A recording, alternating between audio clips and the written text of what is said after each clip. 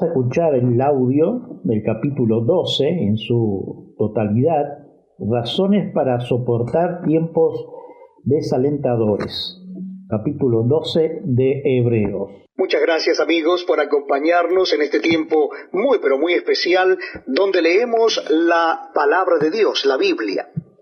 Lo estamos haciendo en el Nuevo Testamento. Nuestro encuentro hoy es en el capítulo 12 de la carta a los Hebreos. Capítulo 12 de la carta a los Hebreos. Dice así la palabra de Dios. Repito, la cita bíblica es Hebreos capítulo 12. Por tanto, nosotros también, teniendo en derredor nuestro tan grande nube de testigos, despojémonos de todo peso y del pecado que nos asedia, y corramos con paciencia la carrera que tenemos por delante, puestos los ojos en Jesús, el autor y consumador de la fe, el cual por el gozo puesto delante de él sufrió la cruz, menospreciando el oprobio, y se sentó a la diestra del trono de Dios. Considerad a aquel que sufrió tal contradicción de pecadores contra sí mismo, para que vuestro ánimo no se canse hasta desmayar, porque aún no habéis resistido hasta la sangre, combatiendo contra el pecado. Y habéis ya olvidado la exhortación que como a hijos se os dirige diciendo: Hijo mío, no menosprecies la disciplina del Señor, ni desmayes cuando eres reprendido por Él. Porque el Señor al que ama disciplina y azota a todo el que recibe por hijo. Si soportáis la disciplina, Dios os trata como a hijos, porque ¿qué hijo es aquel a quien el Padre no disciplina? Pero si se os deja sin disciplina, de la cual todos han sido participantes, entonces sois bastardos y no hijos. Por otra parte, tuvimos a nuestros padres terrenales que nos disciplinaban y los venerábamos. ¿Por qué no obedeceremos mucho mejor al Padre de los Espíritus y viviremos? Y aquellos, ciertamente, por pocos días nos disciplinaban como a ellos les parecía. Pero para lo que nos es provechoso, para que participemos de su santidad. Es verdad que ninguna disciplina al presente parece ser causa de gozo, sino de tristeza, pero después da fruto apacible de justicia a los que en ella han sido ejercitados. Por lo cual, levantad las manos caídas y las rodillas paralizadas, y haced sendas derechas para vuestros pies, para que lo cojo no se salga del camino, sino que sea sanado. Seguid la paz con todos y la santidad, sin la cual nadie verá al Señor. Mirad bien, no sea que alguno deje de alcanzar la gracia de Dios, que brotando alguna raíz de amargura os estorbe y por ella muchos sean contaminados. No sea que haya algún fornicario o profano como Esaú, que por una sola comida vendió su primogenitura. Porque ya sabéis que aún después, deseando heredar la bendición, fue desechado, y no hubo oportunidad para el arrepentimiento, aunque la procuró con lágrimas. Porque no os habéis acercado al monte que se podía palpar, y que ardía en fuego, a la oscuridad, a las tinieblas y a la tempestad, al sonido de la trompeta y a la voz que hablaba, la cual los que la oyeron rogaron que no se les hablase más, porque no podían soportar lo que se ordenaba. Si aún una bestia tocare el monte, será apedreada o pasada con dardo. Y tan terrible era lo que se veía, que Moisés dijo: estoy espantado y temblando. Sino que os habéis acercado al monte de Sión, a la ciudad del Dios vivo, Jerusalén la celestial, a la compañía de muchos millares de ángeles, a la congregación de los primogénitos que están inscritos en los cielos, a Dios el juez de todos, a los espíritus de los justos hechos perfectos, a Jesús el mediador del nuevo pacto, y a la sangre rociada que habla mejor que la de Abel. Mirad que no desechéis al que habla, porque si no escaparon aquellos que desecharon al que los amonestaba en la tierra, mucho menos nosotros si desecháremos al que nos amonesta desde los cielos, la voz del cual conmovió entonces la tierra, pero ahora ha prometido diciendo: aún una vez, y conmoveré no solamente la tierra, sino también el cielo. Hasta aquí lo que es el texto. Vamos a analizarlo hasta el 24, del 11 al 24. Pero antes de empezar el estudio, vamos a pedir a nuestro amigo Pastor Gustavo que esté orando para el inicio del mismo. Muy bien, amados hermanos, oremos. Padre Santo, gracias por tu amor y misericordia, por ese precioso tiempo que nos das de comunión y de estudio de tu bendita palabra. Que tu Santo Espíritu nos ministre, nos haga crecer en santidad y en servicio. Por los méritos de Cristo en la cruz. Amén. Amén. Muchas gracias. El tema de hoy es la segunda parte, razones para soportar tiempos desalentadores, parte 2, Hebreos 12, desde el 11 al 24. Vamos a estar tratando el primer versículo. Es verdad que ninguna disciplina al presente parece ser causa de gozo, sino de tristeza, dice el verso 11. El sentir del humano no es igual que Dios. El hombre hay días que quiere pruebas para que los demás vean que él puede soportar a la luz de Dios. Y eso es orgullo propio y no es de parte de Dios. Las pruebas no son castigos, como nos hacen creer los padres cuando el hijo pequeño se porta mal y le dice en voz en cuello: pórtate bien, si no Dios te va a castigar. Yo quiero verte así, pórtate bien. ¿Cuántas veces hemos escuchado a nuestros padres?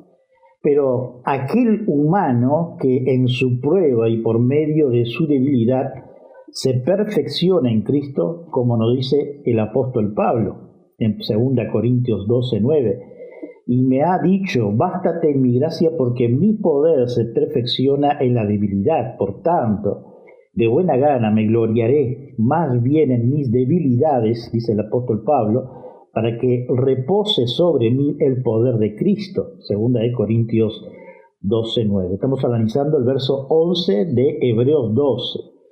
Ahora bien, si incluso en las cosas naturales la apariencia no es la verdad, y la apariencia es a menudo falsa, podemos estar seguros de que, aunque la aflicción aparezca una cosa, en realidad no es lo que parece ser, dice Spurgeon.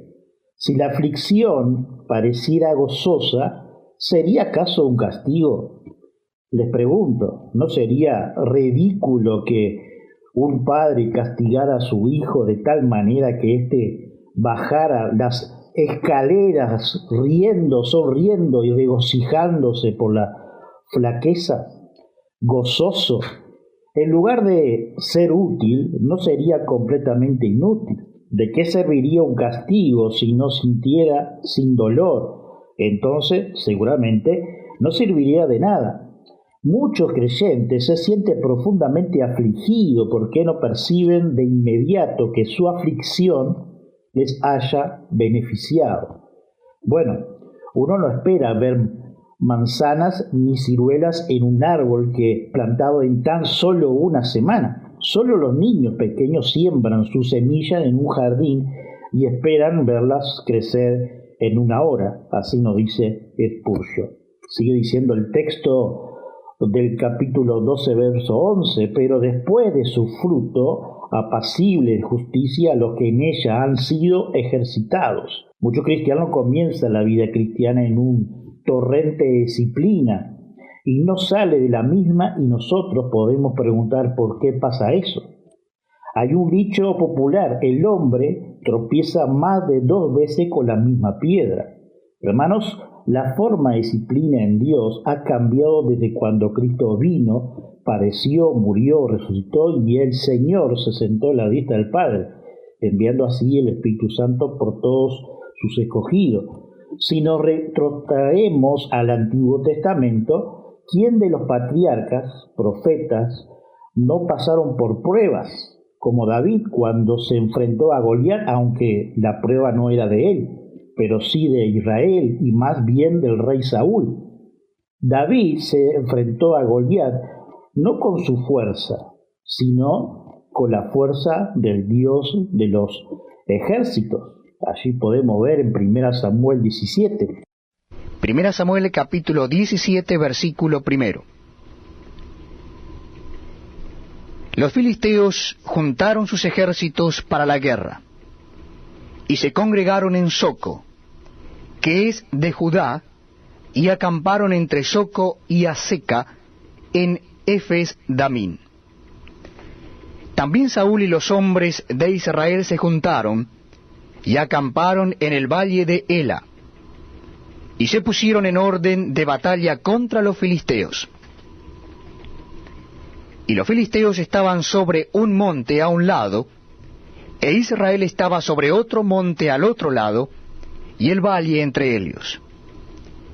Salió entonces del campamento de los filisteos un paladín, el cual se llamaba Goliat, de Gad, y tenía de altura 6 codos y 1 palmo.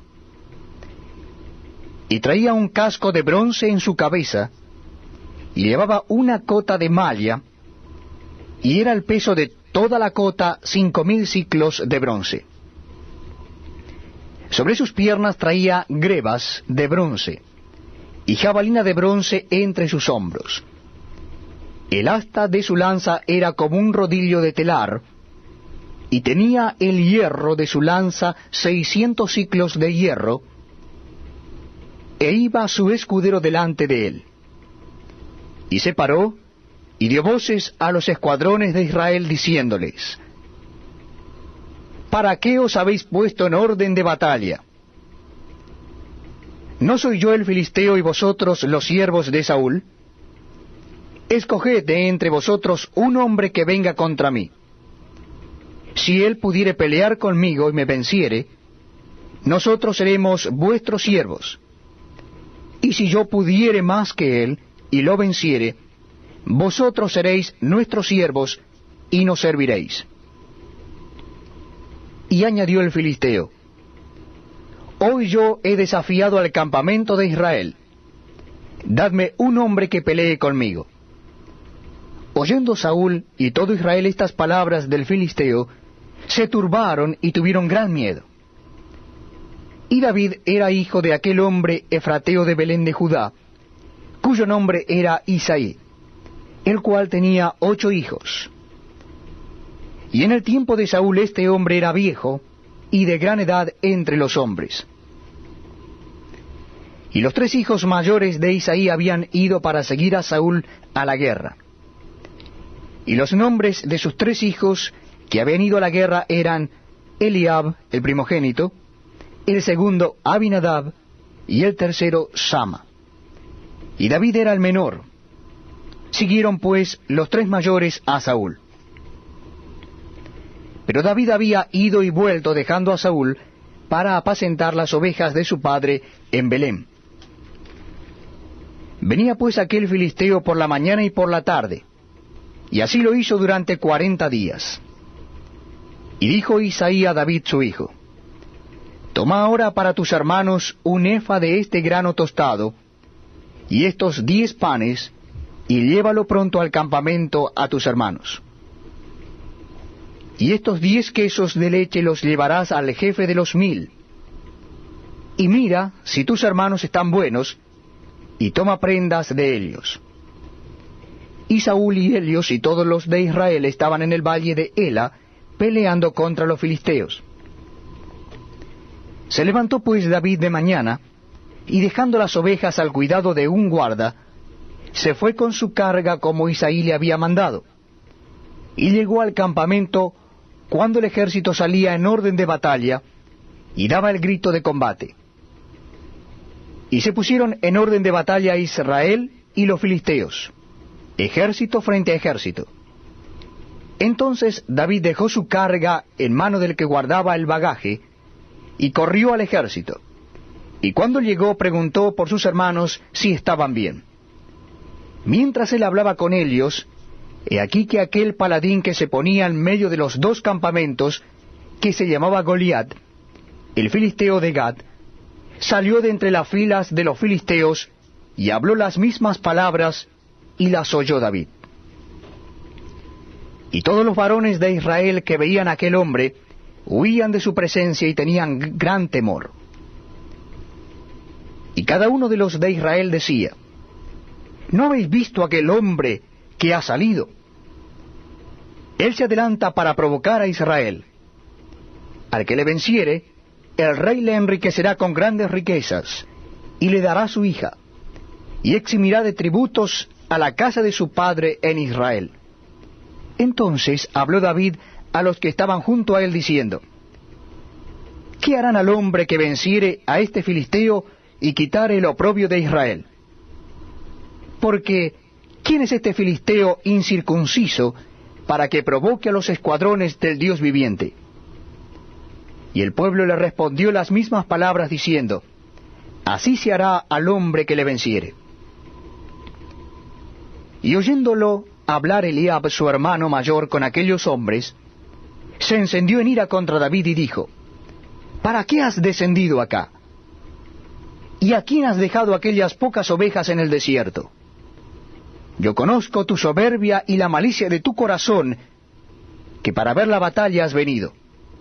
David respondió: ¿qué he hecho yo ahora? ¿No es esto mero hablar? Y apartándose de él hacia otros, preguntó de igual manera, y le dio el pueblo la misma respuesta de antes. Fueron oídas las palabras que David había dicho, y las refirieron delante de Saúl, y él lo hizo venir. Y dijo David a Saúl: no desmaye el corazón de ninguno a causa de él. Tu siervo irá y peleará contra este filisteo. Dijo Saúl a David: no podrás tú ir contra aquel filisteo para pelear con él, porque tú eres muchacho, y él un hombre de guerra desde su juventud. David respondió a Saúl: tu siervo era pastor de las ovejas de su padre, y cuando venía un león o un oso, y tomaba algún cordero de la manada, salía yo tras él y lo hería, y lo libraba de su boca, y si se levantaba contra mí, yo le echaba mano de la quijada, y lo hería y lo mataba. Fuese león, fuese oso, tu siervo lo mataba. Y este filisteo incircunciso será como uno de ellos, porque ha provocado al ejército del Dios viviente. Añadió David: Jehová, que me ha librado de las garras del león y de las garras del oso, él también me librará de la mano de este filisteo. Y dijo Saúl a David: ve, y Jehová esté contigo. Y Saúl vistió a David con sus ropas, y puso sobre su cabeza un casco de bronce, y le armó de coraza. Y ciñó David su espada sobre sus vestidos, y probó a andar, porque nunca había hecho la prueba. Y dijo David a Saúl: yo no puedo andar con esto, porque nunca lo practiqué. Y David echó de sí aquellas cosas. Y tomó su cayado en su mano, y escogió 5 piedras lisas del arroyo, y las puso en el saco pastoril, en el zurrón que traía, y tomó su honda en su mano, y se fue hacia el filisteo. Y el filisteo venía andando y acercándose a David y a su escudero delante de él. Y cuando el filisteo miró y vio a David, le tuvo en poco, porque era muchacho y rubio, y de hermoso parecer. Y dijo el filisteo a David: ¿soy yo perro para que vengas a mí con palos? Y maldijo a David por sus dioses. Dijo luego el filisteo a David: ven a mí, y daré tu carne a las aves del cielo y a las bestias del campo. Entonces dijo David al filisteo: tú vienes a mí con espada y lanza y jabalina, mas yo vengo a ti en el nombre de Jehová de los ejércitos, el Dios de los escuadrones de Israel, a quien tú has provocado.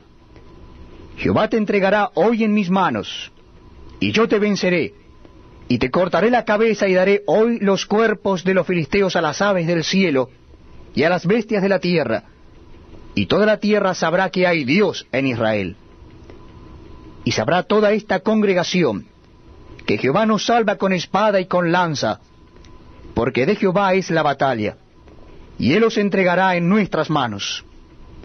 Y aconteció que cuando el filisteo se levantó y echó a andar para ir al encuentro de David, David se dio prisa y corrió a la línea de batalla contra el filisteo.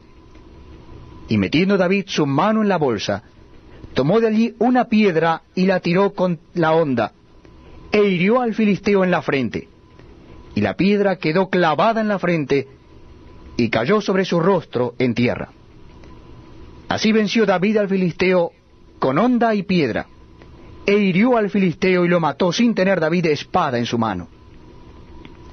Entonces corrió David y se puso sobre el filisteo, y tomando la espada de él y sacándola de su vaina, lo acabó de matar y le cortó con ella la cabeza. Y cuando los filisteos vieron a su paladín muerto, huyeron.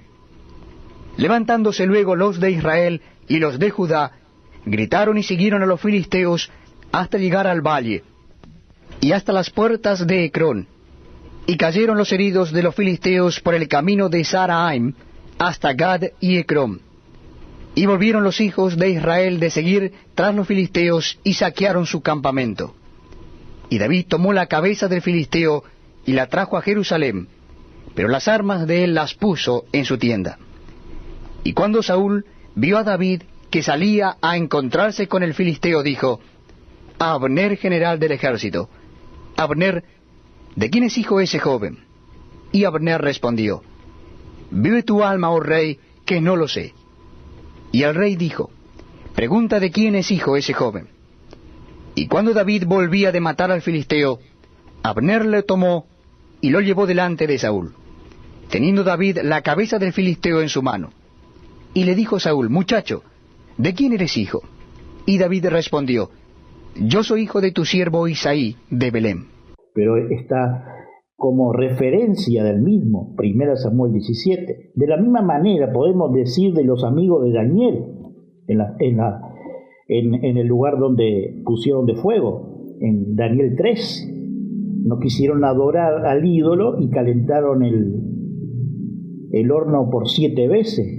Inclusive los personal que empezaban a poner a los amigos de Daniel fueron quemados. Y cuando Nabucodonosor vio con atención adentro, en vez de ver a los 3 amigos de Daniel, vio a 4. Eso es una referencia, un testimonio. Libro del profeta Daniel, capítulo 3. Rescatados del horno de fuego. El rey Nabucodonosor hizo una estatua de oro, cuya altura era de 60 codos, y su anchura de 6 codos. La levantó en el campo de Dura, en la provincia de Babilonia.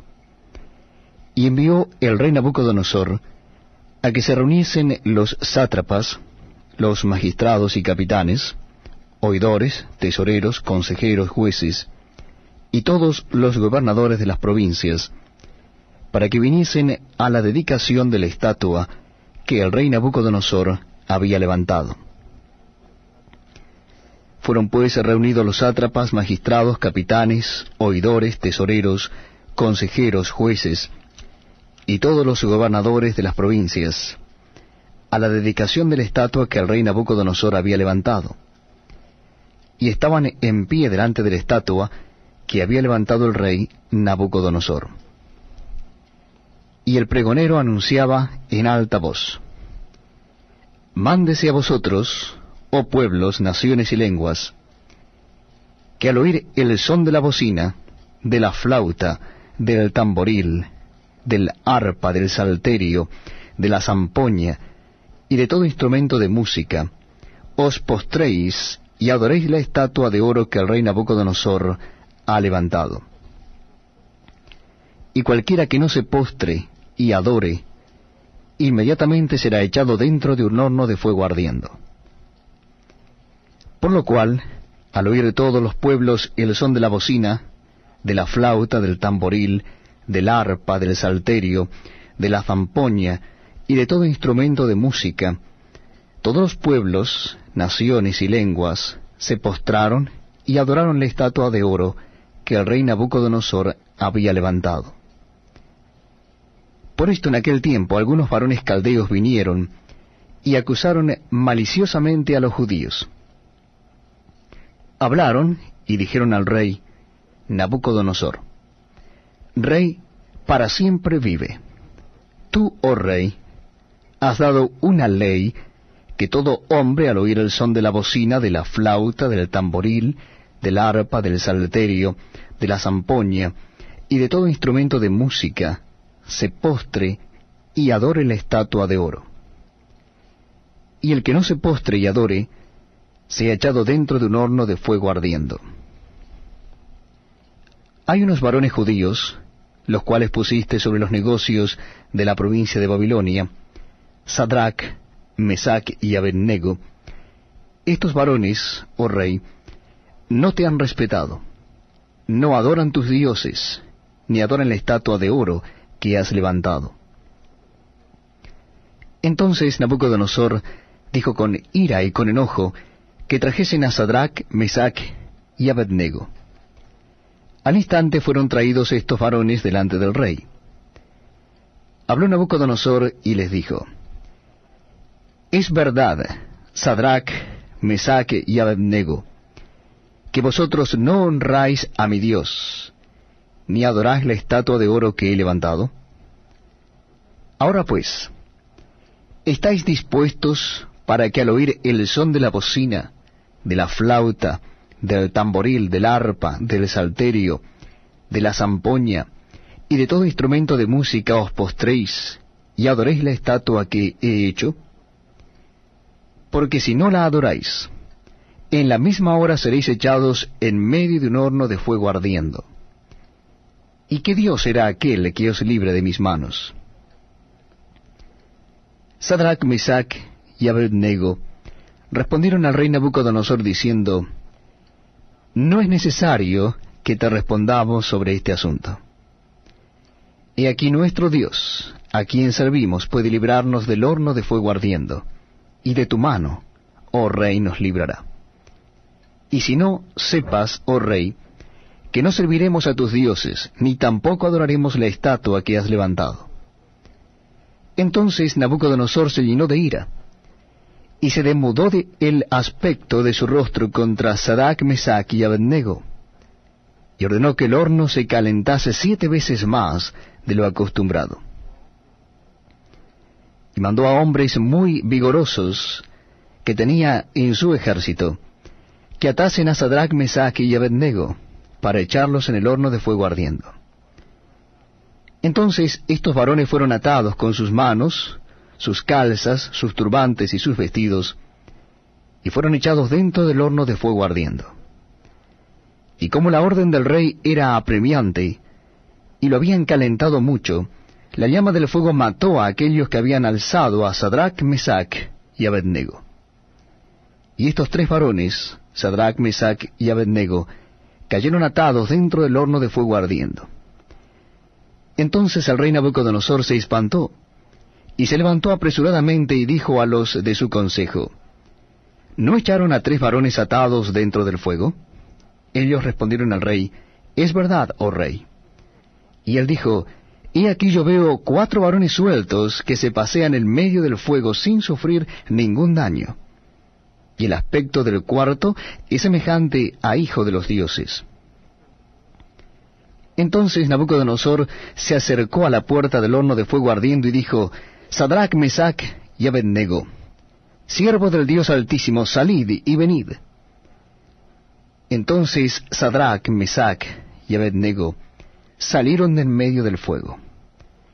Y se juntaron los sátrapas, los gobernadores, los capitanes y los consejeros del rey, para mirar a estos varones, cómo el fuego no había tenido poder alguno sobre sus cuerpos, ni aun el cabello de sus cabezas se había quemado. Sus ropas estaban intactas, y ni siquiera olor de fuego tenían. Entonces Nabucodonosor dijo: Bendito sea el Dios de Helios, de Sadrach, Mesach y Abednego, que envió su ángel y libró a sus siervos que confiaron en él, y que no cumplieron el edicto del rey, y entregaron sus cuerpos antes que servir y adorar a otro Dios que su Dios. Por lo tanto, decreto que todo pueblo, nación o lengua que dijere blasfemia contra el Dios de Sadrach, Mesach y Abednego, sea descuartizado y su casa convertida en muladar, por cuanto no hay Dios que pueda librar como éste. Entonces el rey engrandeció a Sadrach, Mesach y Abednego en la provincia de Babilonia. De más es decir que en la Escritura hay más ejemplos que hemos visto. Una causa más, estimados, el autor del libro de Hebreos no nos muestra a Jesús, el Señor, ya que Él no necesitó disciplina ni ser corregido.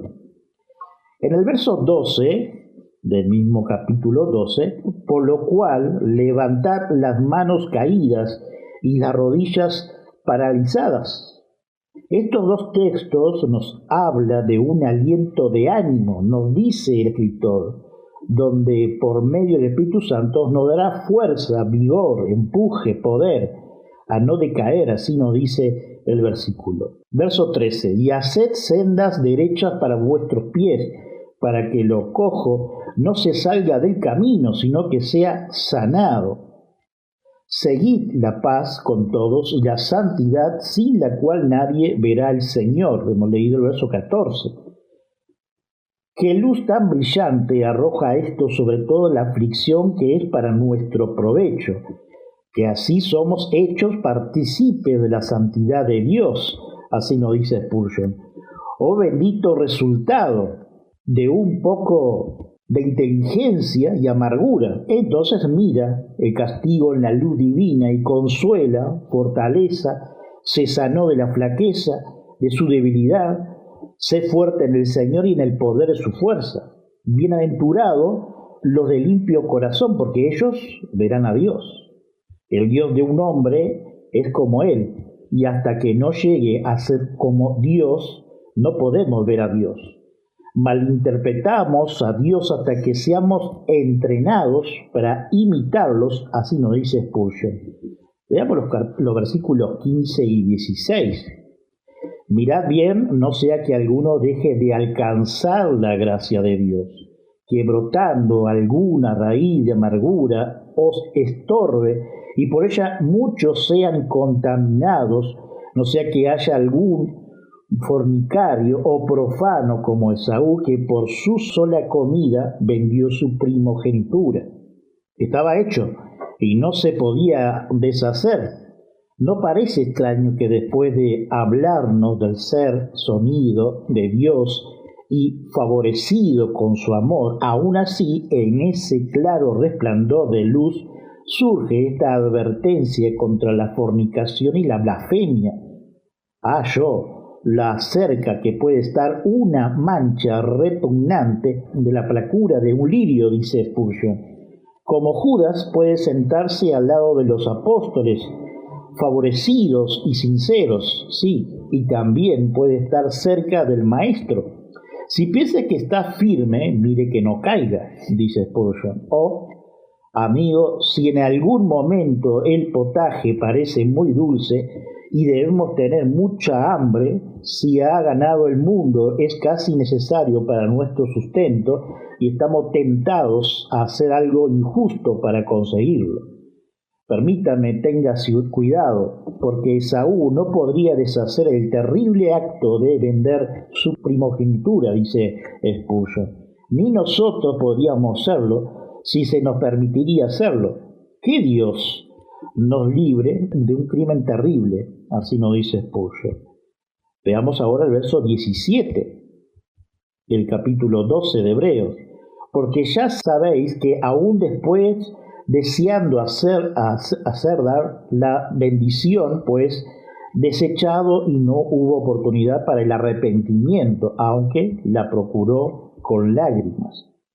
Esta santidad es algo que crece, puede estar en el alma como un grano de mostaza y aún no ha desarrollado.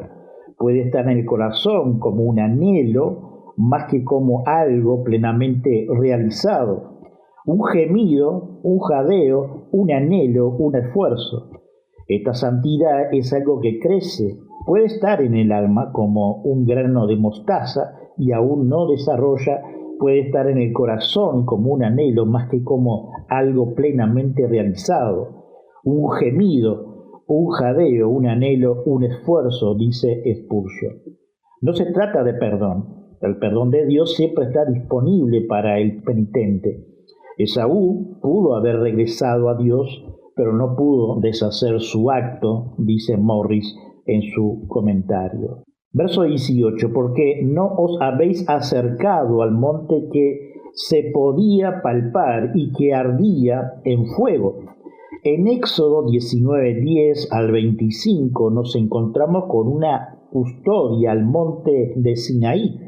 La montaña estaba vallada y no se permitía el paso bajo la pena de muerte. Se le ordenó lavar su ropa y abstenerse de tener relaciones sexuales. Hubo truenos, relámpagos y una nube espesa. Se oyó el sonido de una trompeta llamado a las naciones a encontrarse con Dios. Había más humo como de un horno y terremoto. Entonces la trompeta sonó largamente hasta que Moisés habló y Dios mismo respondió.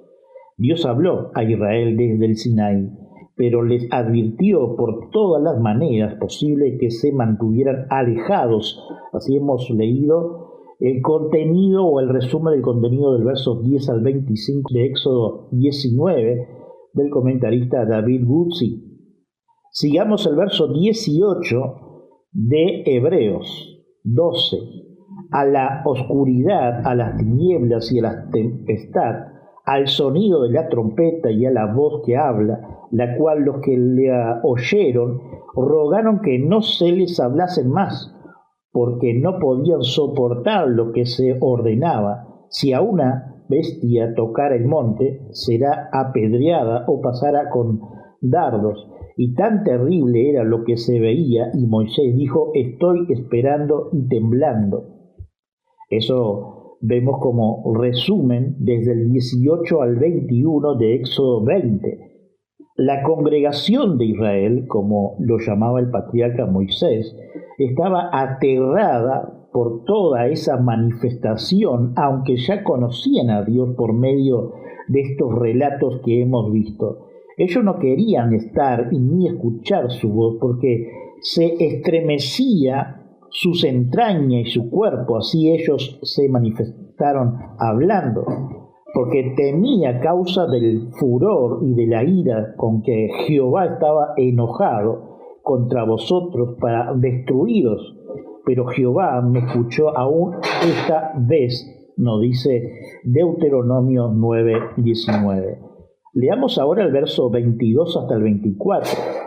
Sino que os habéis acercado al monte de Sión, a la ciudad del Dios vivo, Jerusalén, la celestial, a la campaña de muchos millares de ángeles, a la congregación de los primogénitos que están inscritos en los cielos, a Dios el juez de todos, a los espíritus de los justos hechos perfectos, a Jesús el mediador del nuevo pacto y a la sangre rociada que habla mejor que la de aquel. La mención del monte Sinaí aquí, en su relato de Ernesto Trench, en su comentario, nos hace sentir obviamente espiritual, no nos autoriza para espiritualizarnos.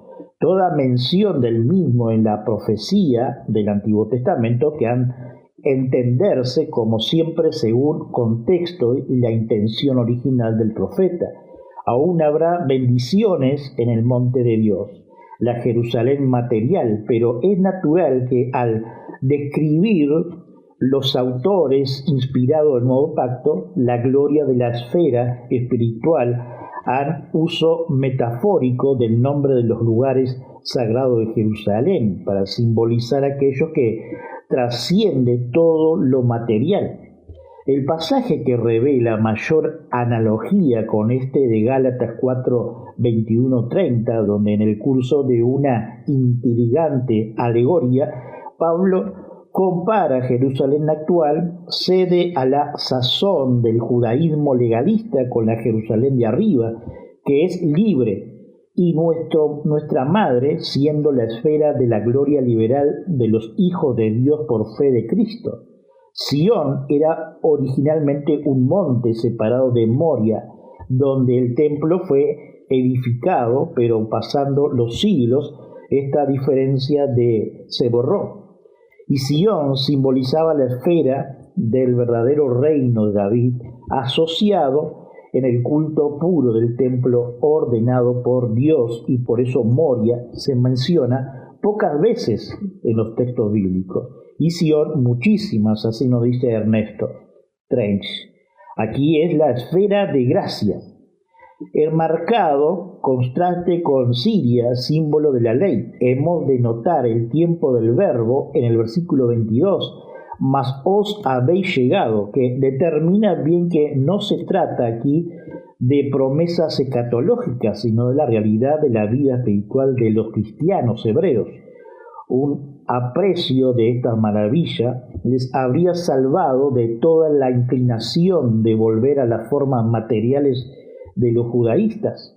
Simbolizando así, hemos salido aquí del santuario para pasarnos por la ciudad, completamente el nuevo reino, pero todo se presenta igualmente a subrayar las exhortaciones y amonestaciones del siervo de Dios frente a la necesidad espiritual de los hebreos, nos dice Ernesto Trencher en su comentario. La ciudad de Dios viviente, la Jerusalén celestial. Vimos en el capítulo 11 que Abraham buscaba la ciudad que tiene los fundamentos, cuyo arquitecto y hacedor es Dios. Y notamos entonces que los planes de Dios incluyen la vida ordenada de su pueblo en una perfecta sociedad. En el capítulo 21 del Apocalipsis se revela la ciudad como centro de la nueva creación, definiendo como la esposa, mujer de Cordero, o sea, la iglesia glorificada, Apocalipsis 21, 9 al 10.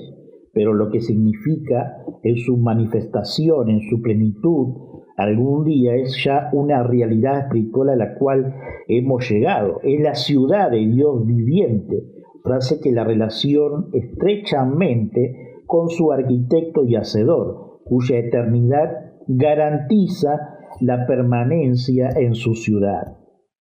Decenas de millares de ángeles en festiva convocación.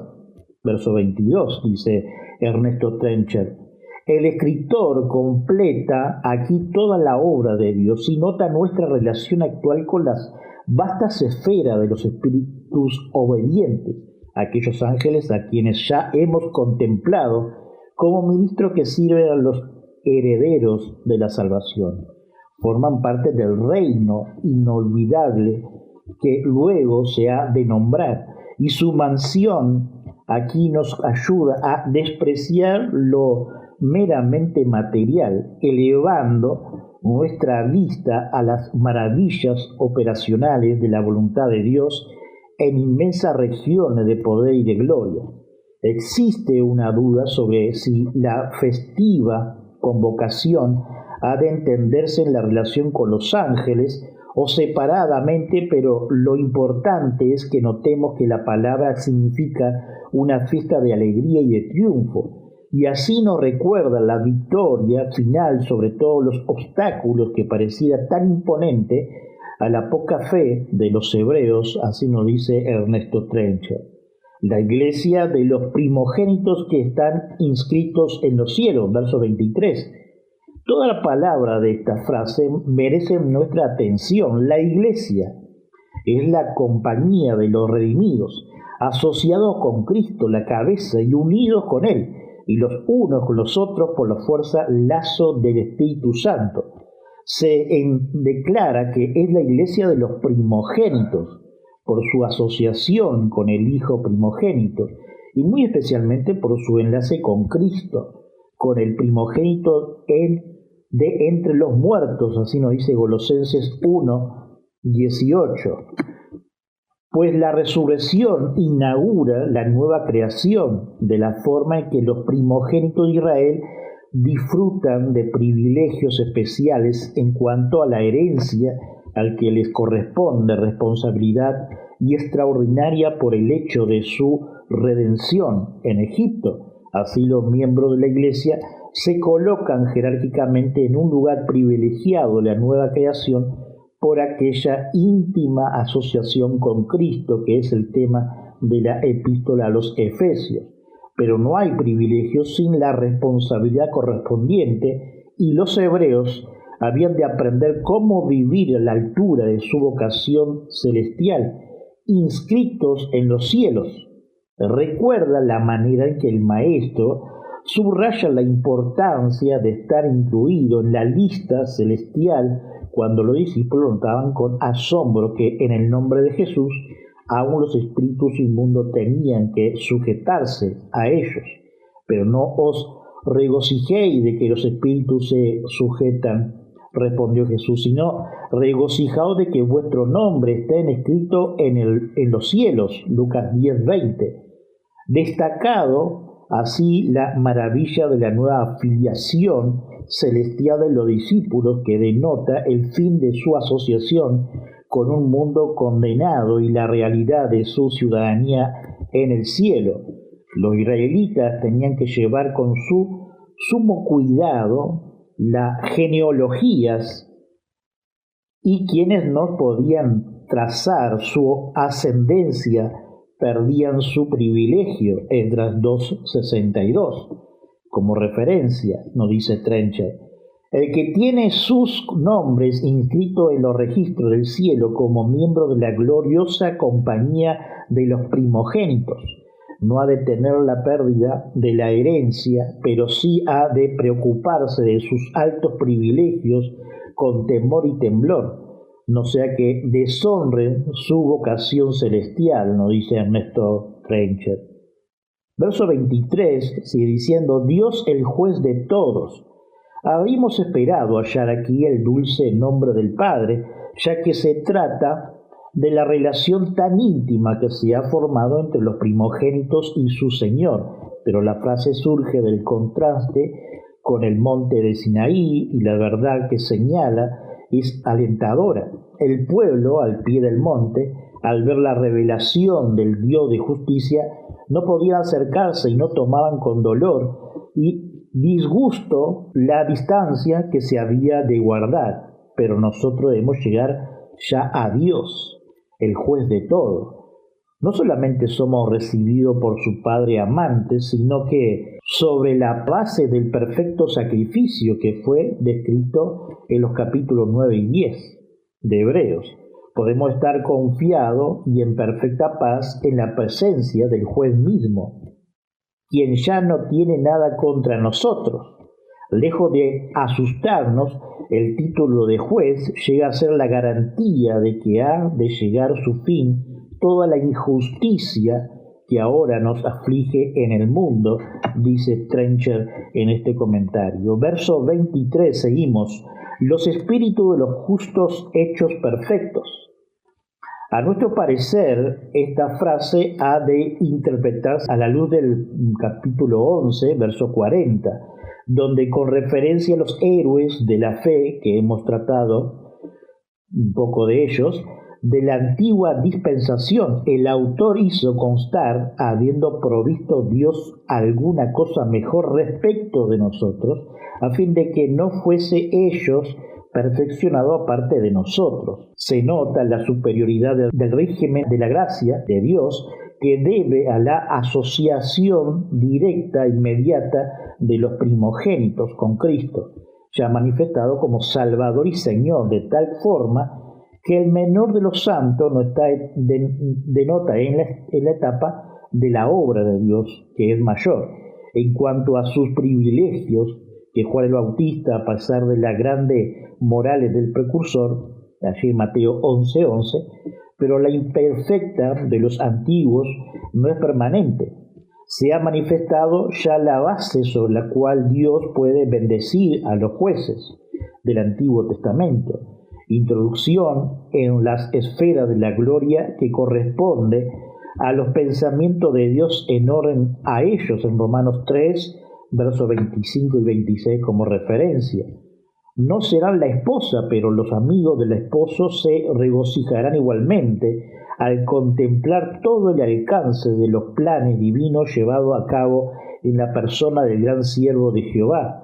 Juan 3:29. Es un error suponer que la nueva creación ha de ser igualitaria, en el sentido de que toda bendición para todo ha de concentrarse en la Iglesia.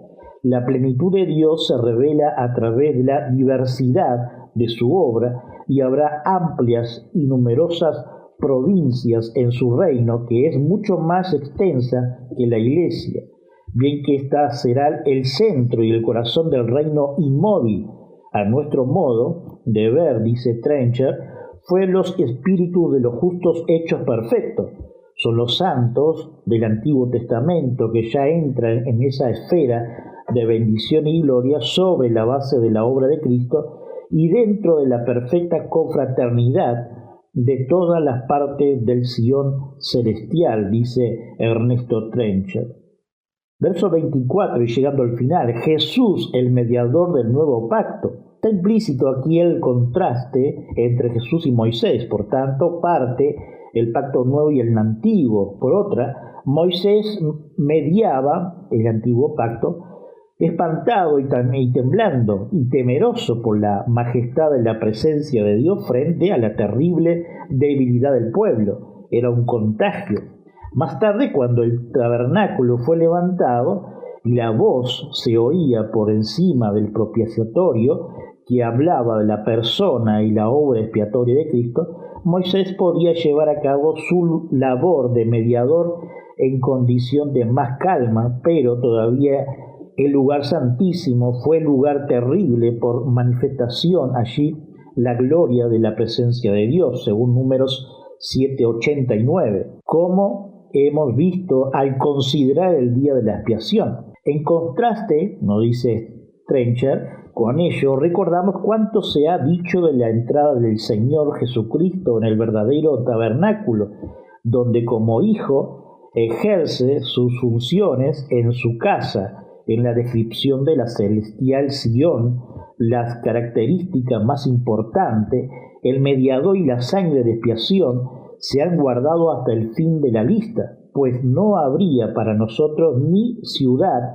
ni comunión con seres angelicales, ni lugares en la lista de los primogénitos, ni acceso confiado al juez de todo, si no hubiéramos llegado ante a Jesús, el mediador del nuevo pacto, que entró allí llevando simbólicamente su propia sangre.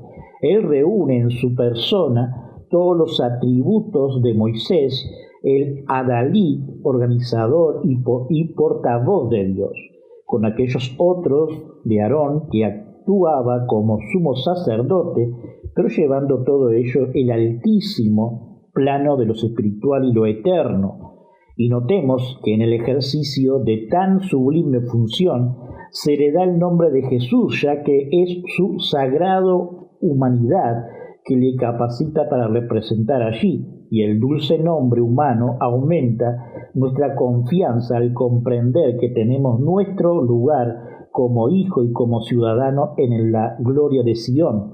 Así nos dice Trencher. La sangre del rociamiento que habla mejor que la de Abel, dice el capítulo 12, verso 24. Dijimos anteriormente que Moisés tuvo que anticipar el significado del ritual del Levítico después de oír el pueblo las primicias de la palabra de lo alto del monte, rociando al pueblo con sangre, dice Éxodo 24 del 5 al 8 como referencia, simbolismo que hacía posible que el pueblo viviera frente a Dios y bajo la ley, ya que representaba la perfecta expiación de la cruz. En nosotros, monte de bendición, todo ser que ha apropiado la sangre, que es el valor total de la vida ofrendada por nosotros en el Calvario, y que habla de la perfecta satisfacción de los requerimientos de la justicia de Dios en orden a nosotros. Elocuentemente, voz que pregona, perdona y paz por el valor del sacrificio de Cristo, nos dice Trencher. La última frase puede leerse que habla mejor que Abel, o que hablaba mejor que la de Abel. El primer sentido correspondería a la voz de Abel del verso 4 del capítulo 11 de Hebreos. muerto aún habla por ella, o sea, por el testimonio de su fe. El contexto aquí es muy diferente, sin embargo, y el contraste entre Sinaí y el monte espiritual de Sion, que exige que entendamos que la sangre, el rociamiento, habla del perdón, mientras que la de Abel clama a los oídos de Dios por vergüenza, Génesis 4:10. Es una de las mejores cosas de la epístola y la voz, la bendita proclamación del valor de la sangre de expiación, que resuena por todo el ámbito de la nueva creación, reconociendo así como la carta magna que garantiza la perfecta felicidad de la innumerable huestes de los redimidos.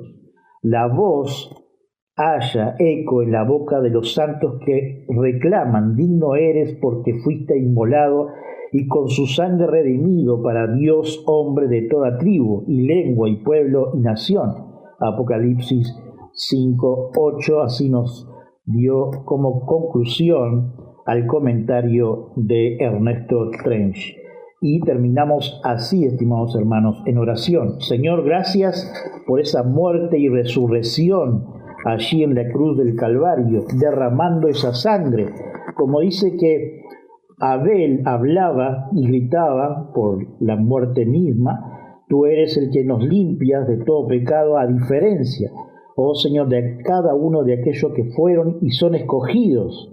Gracias, Señor, porque tenemos la oportunidad de evangelizar, como hicieron allí en Rivera, y que tú sabes cuándo será ese fruto. Oh Señor, rogamos para que tú estés regando cada vez más a esas personas futuras, Señor, para que puedan venir a tus pies. Pero también, Señor, te pedimos por aquellos hermanos que no han podido participar hoy, y por los presentes, que estés supliendo cada una de las necesidades, tanto espiritual, emocional y física. Esas nanas, Señor, cúranos, y gracias, porque sabemos que tú nos llevas en tus manos. Señor, bendice. Y también, Señor, nos despedimos pidiendo por la iglesia perseguida y desplazada en el mundo.